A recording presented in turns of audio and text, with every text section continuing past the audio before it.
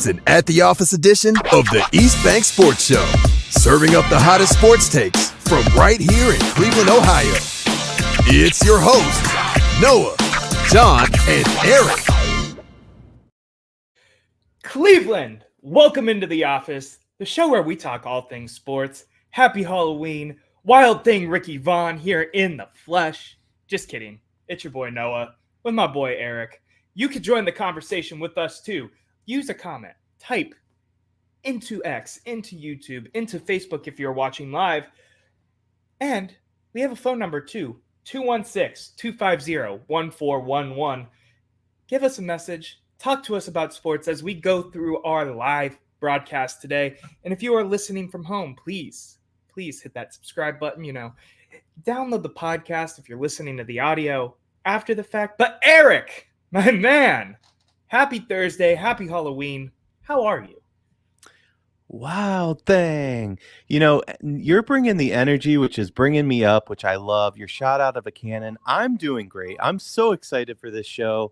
But yeah, I'm good. Let's get going. Yeah, let's get after it. And, we're going to 30-second. Actually, you're in here. So we will do 30-second takes traditionally and timer each other and do that whole thing. The Cavs blew out the Lakers last night. Was very proud as I was working my shift to not have to care as much about watching the game and just getting my tasks done so I could go home and go to bed. Got to see Bronny's first bucket, which was cool, but I want to talk more about that in hot takes. Erik, we're a week in. Our last episode, we did a preview on the Cavs. How are you feeling now, man? 30 seconds on the clock. You ready? Let's do it. Go.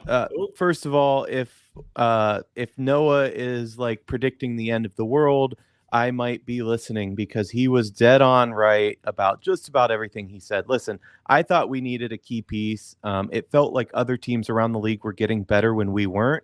That piece might just be Coach Kenny Atkinson. He was my favorite from the beginning because he's a two-way coach. He's a very offensive-minded coach, but he adjusts, and that's something we haven't seen. When it's not working, he changes things up, and, hey, it's the best start since 2016. Yeah, I'm going to echo you because I agree with everything you said.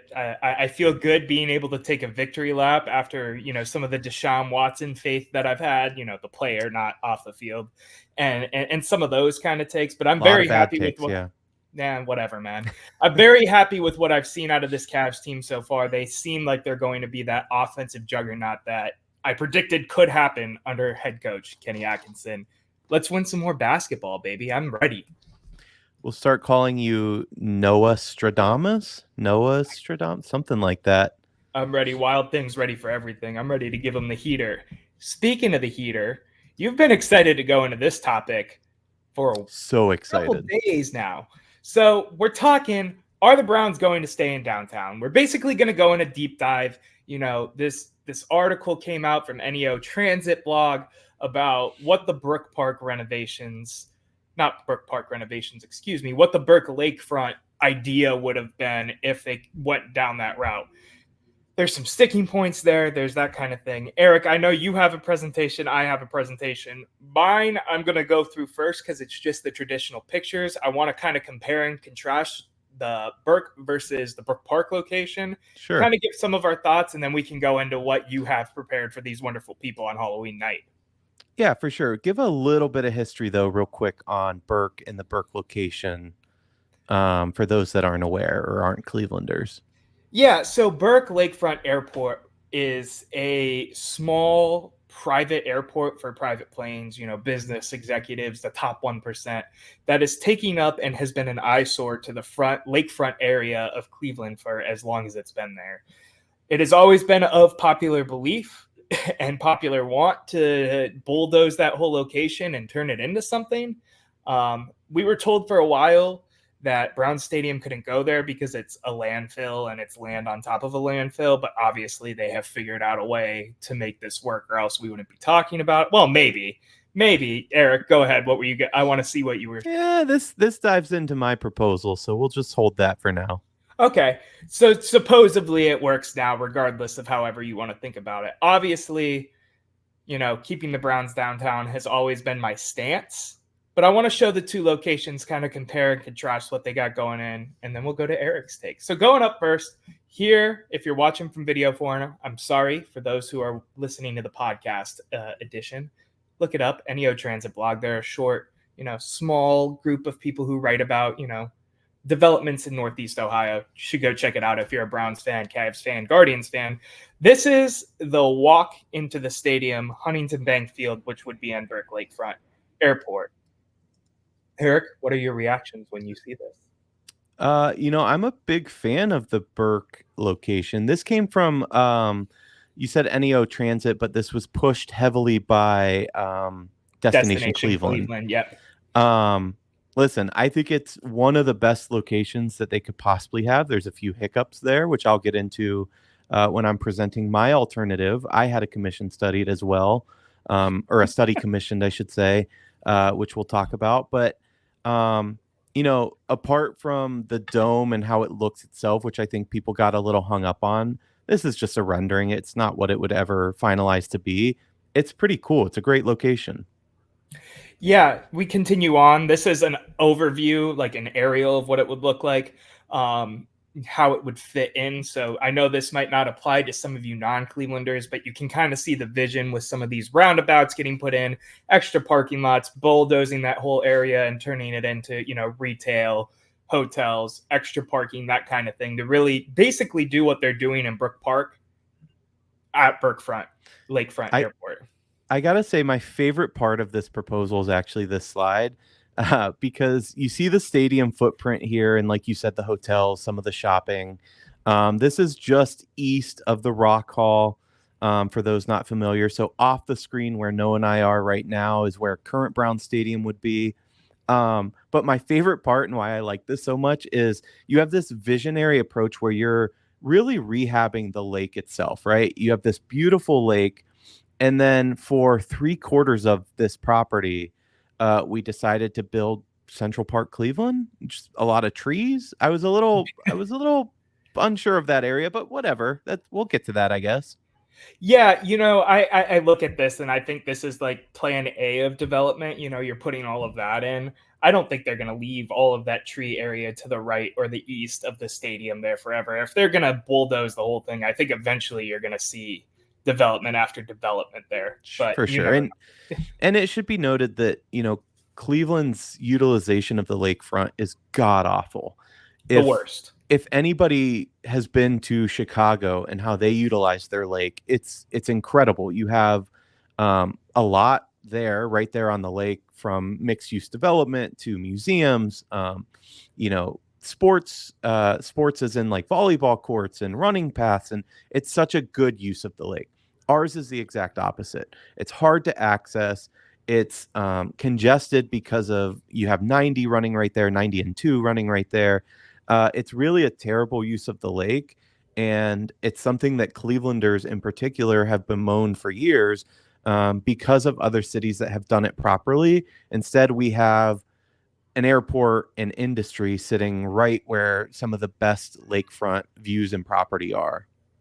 And that's kind of the eyesore. And what I was talking about at the beginning, too, with Burke Lakefront Airport is that it brings in certain things, like the air show comes every year. And, with the executives coming in, it helps the hospitals and that kind of thing, because a lot of executives fly in because Cleveland Clinic is so highly renowned. In terms of the everyday person, though, like Erik and I, who live in Cuyahoga County, who live in downtown Cleveland, it's just a poor use of what could be fantastic area for the home of the Cleveland Browns, for, development for more sporting event, esque things as well. You were talking about like volleyball courts and stuff like that, basketball courts. I think that would be fantastic to put here, as they've kind of talked about around where current Cleveland Browns Stadium sits today. I have one more picture here. This is kind of an aerial from the other side, including the Rock Hall. I just thought this was another good look of like how everything would flow and work out. So the walkway from kind of where the stadium is now, instead of turning left to go to the stadium, you're turning right, going to that walkway and walking all the way up to Huntington Bank Field.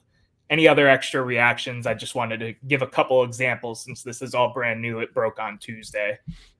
No, I mean, I'll reiterate just what the same problem with the current Browns location is access. They need to figure out that land bridge, whether it's rerouting 90 or 2 and taking that out, figuring some way that there's better access, because currently to current Cleveland Browns Stadium and even to this area of Burke, there are only a couple of egress points, and they're awful. Burke right now sits on a 2-lane divided road, which is a 25 mile an hour to 35 mile an hour speed limit. And I can only imagine on game day what that would look like if they redeveloped it. So a lot of changes would need to be made, but ultimately I do like this location a lot. I wanna look real quick back at this picture. I don't know if you can see it because this is super zoomed out. You can kind of see it towards the east end of the stadium. I wish I could use my pointer right now, but they do have a bridge that basically connects the Muni lot, where most of the tailgating is now anyway, to walking straight over what is, that highway road, to make it a little bit more accessible. And then, of course, then you're talking about the land bridge and all the other type of developments they're talking about. Real quick, I just wanted to show, for example, compare and contrast. This is what the inside of the Brook Park location renderings looked like. And then this is the outside walking up area, basically a ballpark village around the stadium as well. Eric, if you had to pick one, which one are you more in favor of? If I had to pick one, I'm a fan of keeping the Browns in Cleveland. So if it's feasible to do a dome and do it downtown, I would pick Burke as a location. I'm fine with, I have my issues with it, but I'm fine with the actual stadium itself that's going in Brook Park, just the location change. Yeah, I'm with you on both fronts. I like both renderings. I'm not going to lie. Like, I'm happy with either. More partial to staying downtown. But if I had to pick one, like, say both were able to go downtown, for example, I think the Burke one is more interesting to me. I like how it looks more. It looks more like a traditional football stadium. Eric, we did an episode like this one time when John couldn't make it, I don't know, a couple months ago, and you were joking that this looked like an Amazon facility compared to Burke. I think, if you look at Burke, I'll go back to it real quick. That looks like a football stadium to me, for sure. It does, and it's not an Amazon facility. It is, it's basically Crocker Park. I mean, it looks Right. like condos and shopping, and I don't know. It's uninspiring to me. But you're right. This looks more like a traditional stadium.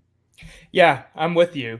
So you've been hyping up your end of this to me all week. So I'm ready for you to dive into whatever you're going to tell these people. I've been keeping it hush hush because I want live reactions out of Ricky Vaughn himself right now. Take the floor, man. All right. So as I mentioned earlier, at the office, particularly my funds of At the Office, have commissioned an important study as well of a third, or I guess technically fourth possible location for future Cleveland Browns games. So I just want to walk you guys through this real quick. Please hold any questions till the end of this presentation, but let me just add this in. Oh my God. All right. So your future Cleveland Browns. First of all, I understand the importance of keeping a team in a city, its identity. But one of the things that I like most about the Cleveland Browns is how well they travel. I've been to multiple states where I've gone and watched games at Browns backers bars. I've been in London, England, where I've met fellow Browns backers. Shout out the I think it's the British Bulldogs Browns backers. I believe that's the name. We're all over the world. We travel really well. Ohio State's the same. This is a global community. And what better place to have a Cleveland Browns stadium with a global community than on the moon? So Listen. for those of you, and I'm sorry to cut you off, I know you're sales pitching hard right now, but for those of you who are not watching the visual side of what we do here and are just listening to the audio on wherever you download your podcasts, Eric has a rendering of an open air Cleveland Browns stadium on the moon on the screen right now. That's what I'm looking at. To be fair, these are just early renderings. If you'll look at the next slide, there's your dome. Dude, what are we doing? And then hold on, let me continue. Okay. If you look at the next slide, one of the things that the Haslams really want to control is parking, hotel There's a lot of space on the moon, believe it or not. There's not a lot of business currently there. And so there's plenty of parking. You'll see some like moon rovers here, some traditional cars too. Here's a dome though. I feel like And we're then doing an April Fool's episode right now. and then Continue. let me continue on. So the Browns, what you're seeing on your screen now, if you're just listening, the Browns are teaming up with NASA. This is a partnership, so the Browns will have exclusive rockets that will service fans going to these games in a decked out Browns Falcon rocket. It's very cool, believe me. I just have a couple slides left. There will be hotels. This is a custom Browns hotel, as you can see again on the moon. Apparently, we're also creating other planets because there's a couple planets in the sky over here, but that's okay. Don't worry about that. So you'll be able to land, go to your hotel, have a cocktail while looking out at Earth, however many thousand miles away, a couple 100,000. AI was really your friend for this episode, huh? And then, no, I had a study commission, like I said. Okay, my bad. And then it's really important that we have retail space, of course. So there's going to be shopping, there's going to be food. As you can see here in this picture, we've even included a little fake Lake Erie off to the right so that you can really feel at home while you're on the moon. So all-inclusive trips, of course. You'll blast off and be able to watch your Cleveland Browns on the moon. We'll be able to watch it live. The signal does not take long, believe it or not, to get back from the moon. It takes several minutes to get from Mars, which I considered originally. But, you know, it takes several weeks, if not months, to get to Mars. I think it's months. Whereas the moon's a lot more doable. Thank you, Dylan. I see Dylan really likes my idea here. Yeah. So that's the final slide. Now, let me get into why I'm pitching the Cleveland Browns Moon Stadium. The reason that I'm getting into this is because I'm sick of these fake-ass politicians and Cleveland sources that are throwing out bullshit that's never going to happen and isn't feasible at all. We have as much chance of building a stadium on the moon as we do building one at Burke Lakefront Airport. First of all, Noah was right in the beginning. It takes a lot to build on Burke. It is the site of a former trash heap. Dump. Yeah, a dump. There have been estimates on what it would take just to clean that up in the hundreds of millions of dollars. It's below Burke, by the way, so it's probably even more. You got to get like specialized divers and shit just to clean this stuff up. After that, you have to get the FAA license back, the airport license from the FAA. This is an overflow airport, even though it seems stupid and only caters to the ultra wealthy. It's also emergency landing space that overflows from Cleveland Hopkins. That process typically takes about 10 years to get the FAA license revoked. I guess you could do like Mayor Daley in Chicago and just go out one night at 3 a.m. and bulldoze some of the runways. Probably won't work this day and age, but here's my point. Here's what I'm getting at. The Cleveland Browns situation, the stadium situation, this has been settled for many months now. Insiders inside the building, I have sources inside the building, they have told me, and this isn't bullshit, this is real. They have told me that this decision has been done and dusted for quite a while now. And that not only did the Cleveland Browns know that, of course, and they were choosing when to release it, but City Hall knew this as well. So all the posturing that you've been seeing about keeping the Browns downtown, this frivolous freaking lawsuit, which is ridiculous, all of this is political posturing. And the reason that you're seeing it is because of guys like Mayor Bibb who have designs on a higher office. Listen, I was a guy that voted for Bibb. I believed in his vision for Cleveland, and I think it's still a good vision. I think he struggled a little bit with reality, the rubber meeting the pavement, so to speak, right. And how things actually get done in a major metropolitan city. This is where inexperience as a politician really comes in. Don't get me wrong. I am so glad to move on from the corruption of the former administration. I'm not saying that Bibb is a bad guy at all, but I'm sick of this bullshit posturing because that's all it is. The Browns are going to Brook Park. That's done. I would love to see them at Burke. it's not a possibility. What it would take to make that happen, I don't know. Maybe if you had a spare $10 billion lying around, it would be easy. And you know what? I will give Mayor Bibb and the city a little bit of credit. I agree that the city's money needs to go towards city services, and things that affect everyday people.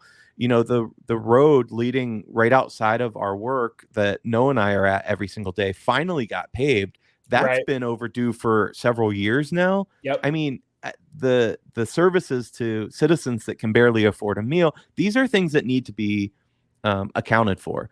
And the fact that the city, again, is just posturing over and over and over again to try to make themselves look good and make the Browns look bad, the lawsuit is unbelievable to me. You're basically suing, saying, hey, you fulfilled your contract, but now some law we made up, which, again, all for keeping the Browns in Cleveland, they're not moving to Baltimore. That's not what we're talking about here. I know I've said a lot. I know I started with Browns on the moon, but I'm just tired of the bullshit. Browns to Park is happening, and we need to wrap our heads around it. And proposals like this, maybe I'll put one together about Menor next week, because that's not happening either. So Right. let's get our head wrapped around it. Let's either get excited. I get it. You don't like that they're moving from Cleveland. I don't really either. Maybe this will spur development of the lakefront. Probably not, but I hope so. I hope we can move in a direction where we can build something like Chicago on our lakefront. But for now, that's not happening. But making these just political maneuvering for the sake of politics, first of all, we see through it. So Mayor Bibb, City Council, anyone else doing this, the people suing, stop with the bullshit. We'd rather hear some realness from you. If it is something about city streets and cleaning up Cleveland, maybe we use some of the funds to hire some freaking police. That'd be an idea, because the city is turning to shit lately. I digress. You get my point, I think, though. No, I'm with you 100%. That was going to be, I assumed, because I did spoil it for myself a little bit. I saw in the preview below that the first thing on his PowerPoint was a Brown Stadium on the moon. So I kind of started clicking and understanding where he was going to go with this. I should have put a title slide. I'll do that next time. No, it was a for quick your study. next- It Yeah, was quick. yeah. It happened today. Right. Next case study. I totally get it. That was my main takeaway. Is I like everything about how the Burke rendering looks, feels, where it's at. It's disappointing because it feels like something that maybe if we talked about this way earlier than they did, could have happened if they started talking with the Haslams about this, say 2018 instead of 2024, or whatever the actual conversation started. Whatever. I digress. It's frustrating because I like it so much, and it's we're going to Brook Park and we need to just let it go. And I agree with everything you're saying too. There's got to be a balance. City funding shouldn't have to go to that and all of that. But, that's for people smarter than me, I guess, to figure out and, eventually screw us on anyway, right? The thing that I guess it's just tax money, right? Because the thing that I can't compute in my head is it's 7 games a year, 8 games a year, 9 games a year, max. There you go. Yeah, we were getting there. I'm not a math guy. I was throwing in like maybe we'll do one in England or whatever. It's 8 games, 9 games max a year. The revenue from parking, et cetera, I don't feel like it's enough that the city's afraid of that. I'm thinking it's just the tax from the business itself. By the way, when you hear things like tax abatement for downtown and what the city was offering, that was a bad deal. The Browns as an organization, we talk about it all the time. They're a business. They shouldn't take a deal just because the city said, oh, look, this is what we're willing to do. Take it or leave it. It was a bad financial deal for the Cleveland Browns. I'm not sure why anybody would ever take a deal like that. I'm a big believer that owners should have they should put up more of their money, these billionaires, to fund the stadiums and playgrounds where they're making and taking in all this cash. That's a different argument for a different day, but I don't like how much owners try to leverage cities. At the same time, you have cities like Oakland, for example, that do nothing for their owners, and then their teams are gone, and really for good reason. And you It's a feel give for and the take. I get fans. it. Yeah. No, that's what it is. It's a give and take. It's trying to balance what's right and what's wrong, what's doing too much and too little.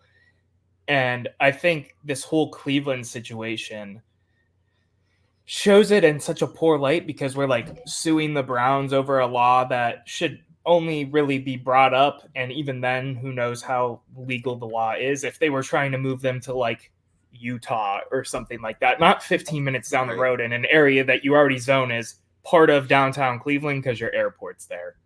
I don't know. Everything's just ticky tacky and political. And I personally don't love dealing with all of that. But at the same time, I like talking about like the future of a franchise I pour a lot of money and time and interest into. So sitting here and talking about some of these renderings are still interesting and worthwhile to me. But it just starts getting you going down the rabbit hole of being frustrated because you don't want to hear what this person, this councilman, this representative for Haslam Sports Group has to say. It just gets tiring, and it's like, just tell us what you're doing and stop, showing different cards and acting like something's going on. They're going to Brook Park. We know this from the information that we know, from me and you and what you've told me. But regardless, I digress. You get what I'm saying, right? I do. It's done and dusted. And listen, I get it. There's a nostalgia factor, right? A couple weekends ago, I was celebrating at Muni. I hadn't been to Muni in a while. It's not something I do every weekend, but it's a lot of fun. You go to Muni, you walk over to the stadium, you're right there, you're with friends and family. And for a lot of Browns fans that, maybe you're 60, 65 years old, you have memories for years of doing exactly that, going to the same stadium. Municipal was right there in that same spot. So there's a nostalgia factor, and it's the same nostalgia why people hold on to the team name Indians and for Chief Wahoo. But the fact is that good things are coming to an end. And as much as I love nostalgia, we were talking about Halloween and Scooby-Doo and Rugrats before we got on. Nostalgia is cool as hell, but when I was in college, I went back with some friends to rewatch Rugrats, and it didn't hold up all that well as a college kid. It wasn't really great. My point is, we had some really good times, some really sad times, but some really good times, sad times at this stadium. But at the end of the day, it's time to move on. The Yankees built Yankee Stadium too. And for the first time, it was since like 1927 or whatever, it was off of the different grounds that old Yankee Stadium was on. Grounds where Babe Ruth and Mickey Mantle played baseball, the greats, right? And the new stadium, while it does feel a bit antiseptic, for lack of a better word, things move on. They were just hosting a World Series there. So I think that we need to stop holding on to the past quite so hard. Those memories aren't gone. Those good times aren't gone. Who knows? We can make a new Muni that's way more fun. I don't know. If you've been to Ohio State tailgates, you know that the bar can be set higher than what we do for Browns. It's time to pack up and get on with this emotionally because it's happening. Yeah, I'm with you. I'm going to take us to break. When we come back, we're going to talk about some of the fan favorites in Cleveland, some of our frustrations with fan favorites in Cleveland. Really thought this topic applied with all the stuff that's going on with, Jameis Winston starting to garner some hype behind his name, Deshaun Watson having little to no hype behind his name, except for the select few on X that are still out there pounding the drum for the guy. Shout out We'll talk about that. Right. Leroy. Regardless, we'll be right back with this episode of At the Office after these commercial messages. And we are back with At the Office. Erik, we had a lot to talk about with this whole stadium thing, right? I want to turn it over to you. Fan favorites and fan frustrations, an open discussion on the players, the moments, all of the important stuff that's going on. Current Cleveland, past Cleveland, just kind of want to go through some of these names that, stuck. Your Matthew Dellavedovas, for example. That's, I think, a great example. But go ahead. I want you to kick us off here for a second, and then I'll jump in need be. Yeah, I made a short list of some of the things that I wanted to talk about. This did collide so nicely with the end of our last topic because it is so nostalgic driven. Right. I grew up going to the ballparks as a kid. I was fortunate enough that my dad worked at a company where we had tickets very often to all the games. So I got to see a lot of these moments live. And the things that I remember most are normally the people I was with sharing these moments with. Um, Cleveland sports have made me incredibly happy over the years, and they've broken my heart over the years as well. So let's start with some of the happy. Obviously, the biggest one would be the 2016 Cavs. I think everybody in Cleveland and who is a Cavs fan obviously remembers where they were that night, that day, who they were with. Shout out to my little sister Maddie because I was with her that night.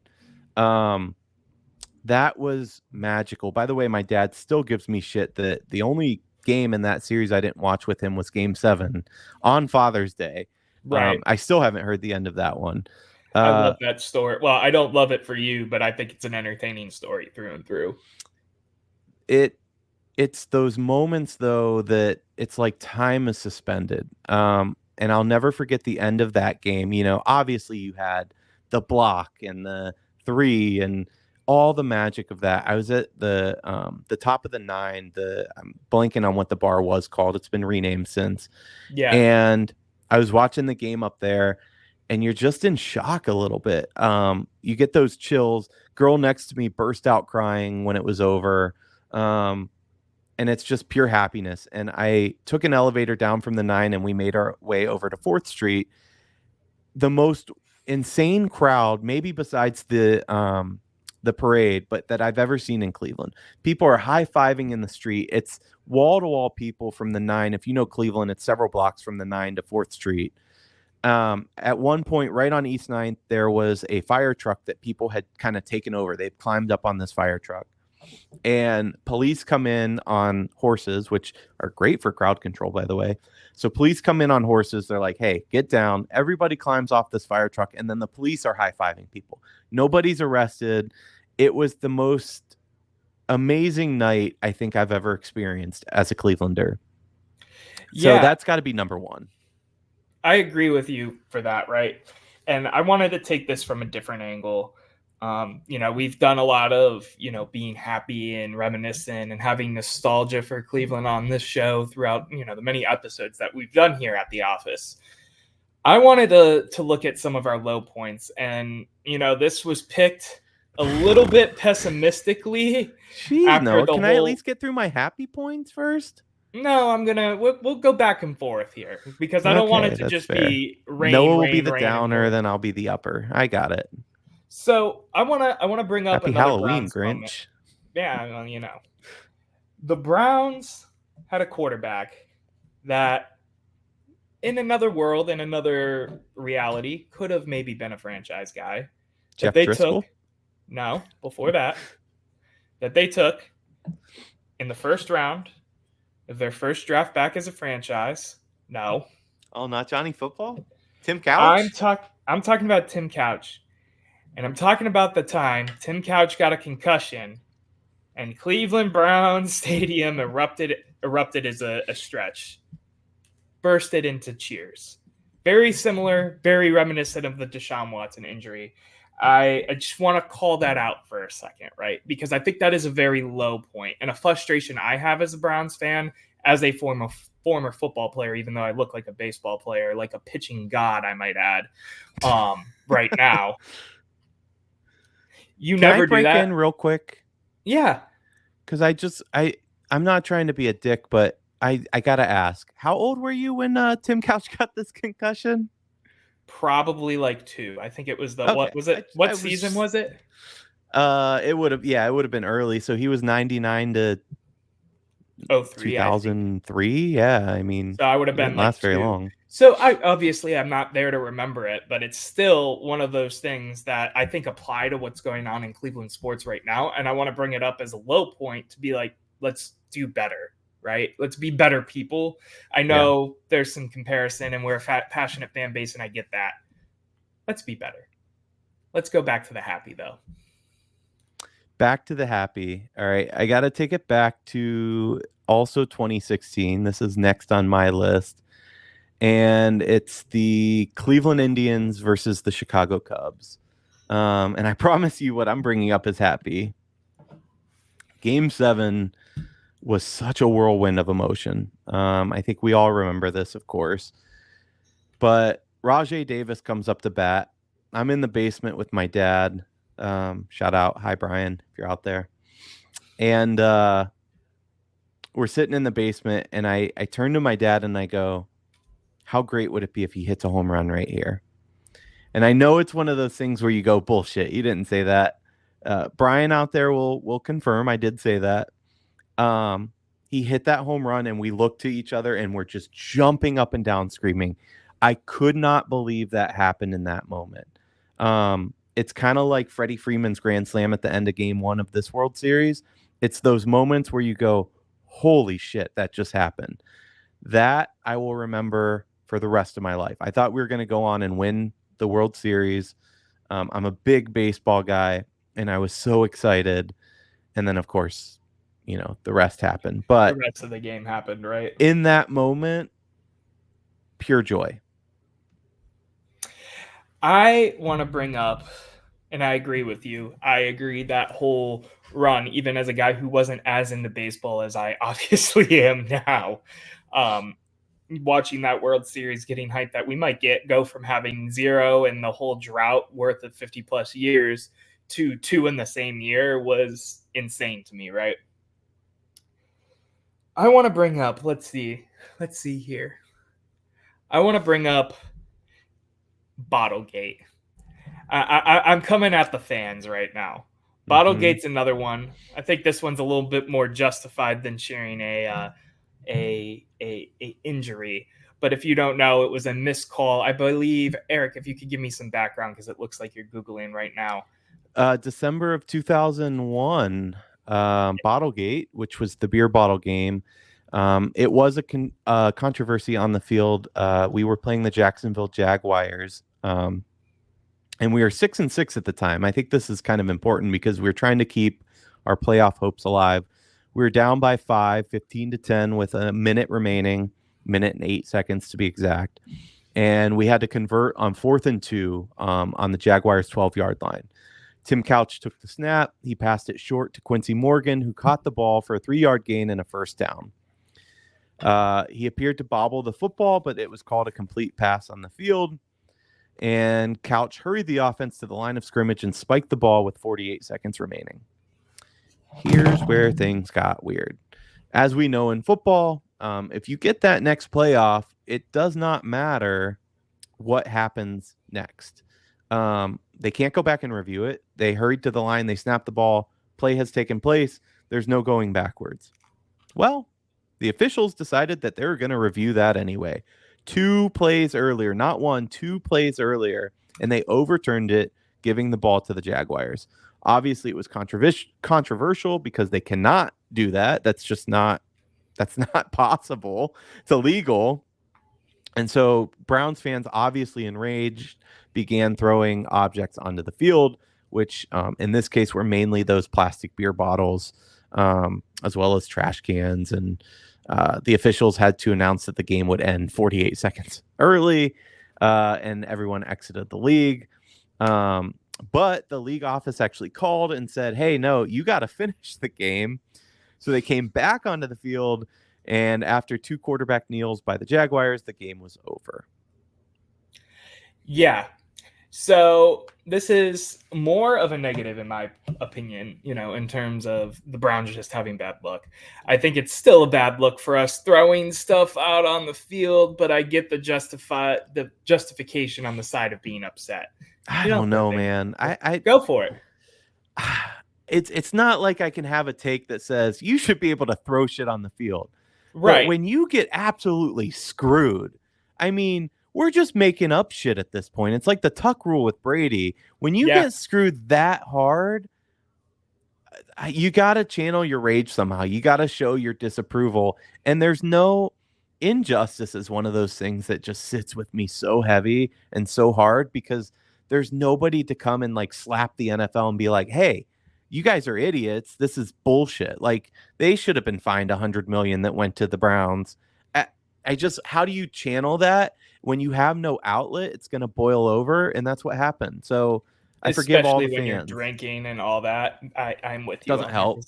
Can't have lids in Browns Stadium ever, or any stadium ever since then. Yeah, exactly. What's your next one, man? My next one. Well, I just want to continue really quick on that same note. Because go ahead. I'm sorry. On my list, I did have penalties against the Browns. There's so many to name. The two that really stick out in my mind are that Chiefs game where we would have went on to win the Super Bowl that year. And that was with Baker, of course. And then there's a Raiders game several years ago. And the only thing I remember is that Chubb clearly had a first down to seal the game. And they marked it short. They moved the football back. Video evidence showed everything showed he had a first down. And it disappeared. This was another fourth down. Disappeared. Raiders go on to win that game. That was so I get the frustration. Their rookie year. They were still in Oakland too at that point. They were in Oakland. Had the baseball diamond on the field. I remember that. That one was a rough one. I kind of forgot about that until you brought it up. The Chubb one, I should say. It just makes your blood boil, man. Like, that's what happens to Cleveland. But let's go back to Happy. Yeah, go for it. The year is. Hold on, I do have to Google this. My apologies. No,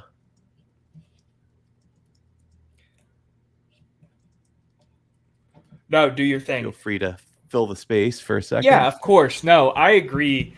I'm thinking about some of the other bad ones, some of the bad no calls. My favorite is always when we go down that rabbit hole is how the announcers always sound so partial to the other team and never the Cleveland team. Like, there they go again. Yeah, it's horrible. All right, I'm gonna take you guys back to 2001. I was a wee lad back then. 2001 would make me 10, but there was a night at the Jake that I will never forget for my entire life. We were playing the Mariners. We had the 6 seats on the first baseline. Shout out again to my dad's company, who provided said tickets. I believe it was his company. But we're playing the Mariners, and these are the days of Omar Vizquel, the Alomar brothers, Kenny Lofton, etc. And we go down 14-2. And my dad wanted to leave the game. My mom said, "We're not leaving. What are you talking about? Not a chance." There were some cool ladies from Seattle actually there sitting right next to us. We were talking to them the whole game. They had traveled to Cleveland for it. Shout out wherever those ladies are. They might be dead by now. That's crazy. But we were down 12-0 in the third inning in that game. And believe it or not, we clawed our way out of that deficit to go on to win. There was a 13th run in the bottom of the 8th that would make us go on to win that game. It's one of the biggest comebacks in MLB history. And I learned 2 things. Never give up until the last inning. We kind of saw that with the Yankees last night. I think they had that wrapped, and then the 5th inning just kind of unraveled. But never give up until the end, and never leave early, because you'll be on your way home listening on the radio, and you'll miss one of the greatest games ever to be played at Jacobs Field. And I'm lucky that I was able to stay and see all of it. Yeah, I have always been of the mindset of I'm not leaving until the clock hits 0 for a plethora of reasons. I mean, remember that game Joe Flacco came back and beat the Browns in like the final 2 minutes down like 2 or 3 scores? That's one that always makes me. The kickoff. I was at that Monday night game against the Ravens where they ran back. We had it wrapped up, and I think it was the last like 30 seconds they ran back a kickoff. I think we had just scored to win the game, and we kicked the ball off, and they ran it back to win. Yeah. I'll never forget that night. But let's go back to your sad. No, I'm going to end us end this topic with Wait, I have another good one. Well, do it I real wasn't quick, done yet. Okay. because mine should be the bookend to this. All right, I fair. firmly believe. So I want to set the scene. Let me say first, by drink responsibly and only if you're 21 and older in the United States. Here I am in the dog pound. I don't remember the date. It doesn't matter. But I am drinking to forget the Browns that have not won a game in many, many, many, many, many, many games. And it's a night game against the Jets. I think it was Sunday night. And I was with my friend Kaylee. Shout out Kaylee. And we were hammered together. And a little known guy by the name of Baker Mayfield enters the game and proceeds to have a comeback win against the Jets, even catching a touchdown pass himself. And by the way, it was free beer that night as well, because the Bud Light fridges were unlocked. Noah knows I'm not a big beer guy. I'm more of a kind of liquor guy. I don't even I don't like Bud Light. So it was the best tasting beer I've had in my entire life. That was the first victory. And I got to tell you, to this date, I've been to a lot of things. I've been to cool games. I've been to Ohio State games. I've been to World Series games. I've never heard a crowd louder than I heard them that night. It was insane. Our first win. I am very much with you, because I think this ties in perfectly to how I want to wrap this up.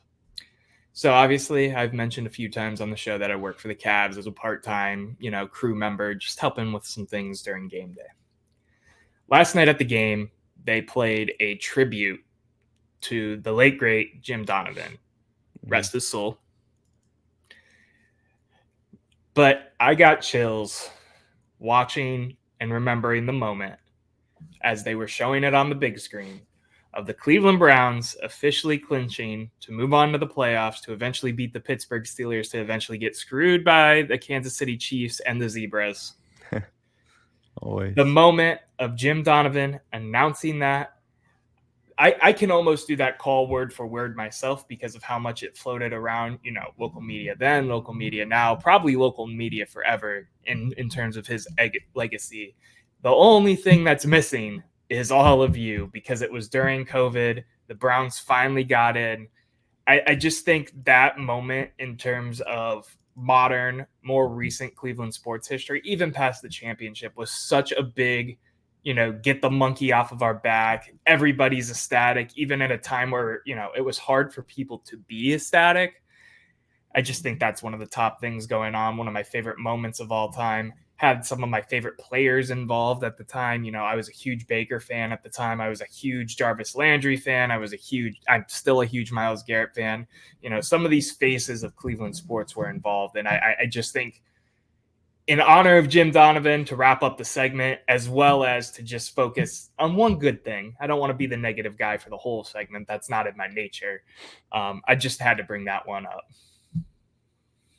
Yeah, Jimmy D was one of one. It's funny that you mentioned that, because people were talking about Vin Scully and the Dodgers. He had also passed away, and the lost kind of art of listening to sports on the radio. And it made me want to start listening to some games on the radio again. Kind of, again, it's a nostalgic thing.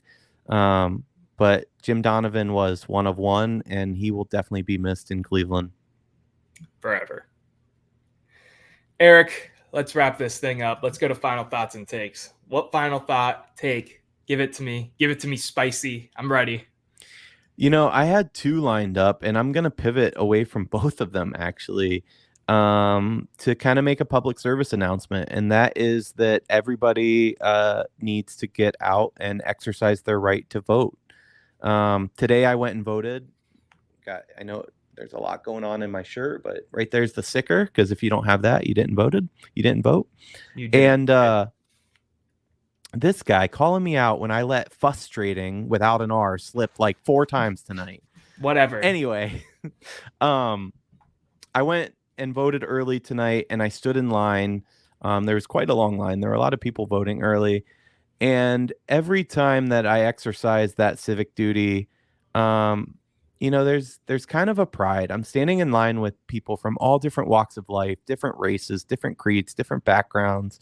Um, the woman in front of me was wearing a hijab. It just makes me feel so proud as an American that we're able to exercise our right, regardless of your political beliefs. It is everybody's right and everybody's duty to go do exactly that. Um, and when I'm there, it makes me feel patriotic, for lack of a better word. So as citizens, I think all of us, I hate when I hear that your vote doesn't matter. They do matter.